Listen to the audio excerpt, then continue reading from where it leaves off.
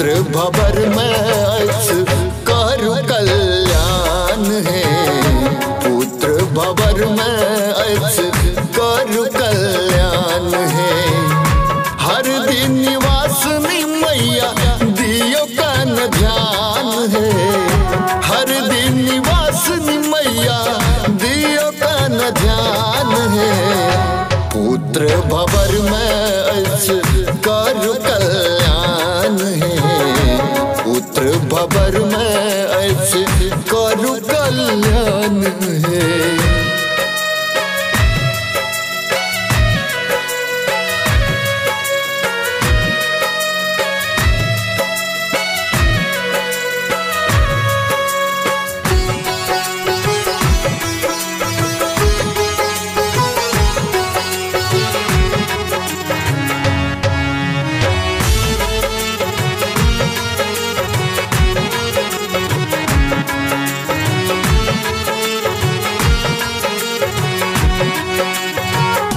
हरदी में हृदय रख बनलो कठोर है। बन गौ सकाया आनी पोछू हमर नोर है।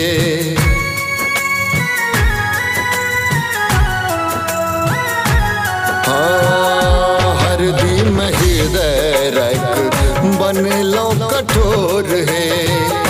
बन गौ सकाया आनी पोछू हमर नोर है। महिमा आहा के मैया जग में महान है। महिमा आहा के मैया जग में महान है।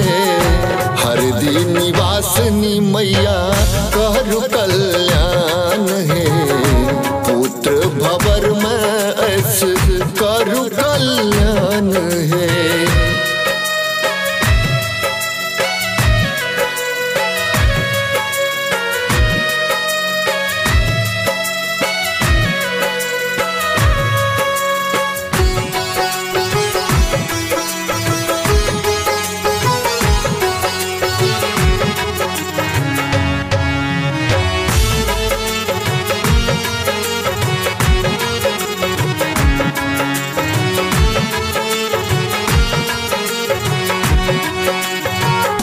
पांडव आलोरिक लेल आही कल्याणी।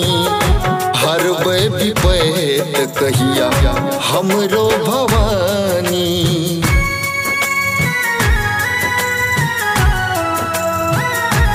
माँ पांडव आलोरिक लेल आही कल्याणी। हर विपैत कहिया हमरो भवानी। पुत्र अही के छिमा बुझबैन आन है। पुत्र अही के छिमा बुझबैन आन है। हरदी निवासनी मैया कर कल्याण है। हरदी निवासनी मैया कर कल्याण है।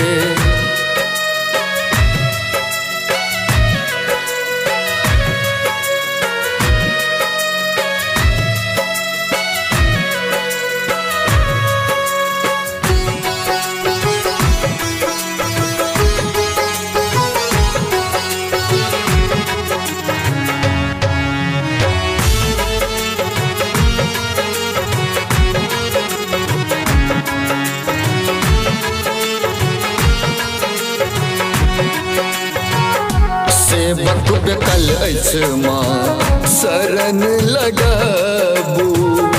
दुख में जीवै छी हम दुख के मिटाबू।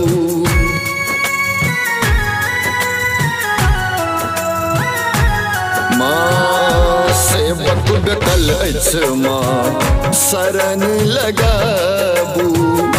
दुख में जीवै छी हम दुख के मिटाबू। आहा बिन लागे मैया सगरो सुनसान है। आहा बिन लागे मैया सगरो सुनसान है। हरदी निवासनी मैया कर कल्याण है। पुत्र बेकल अछि करु कल्याण हे।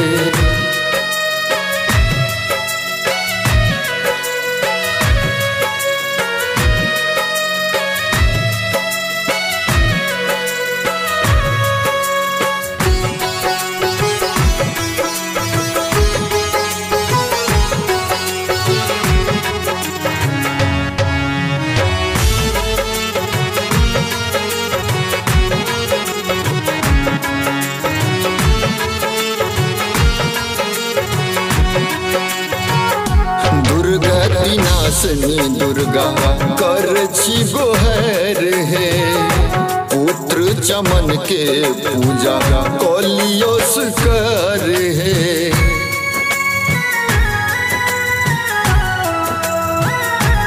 हे माँ दुर्गतिनाशनी दुर्गा करछि गोहर हे। पुत्र चमन के पूजा कलियो स्वीकार हे। नुन्नू करैया मैया अहि के गुणगान है। नुन्नू करैया मैया अहि के गुणगान है।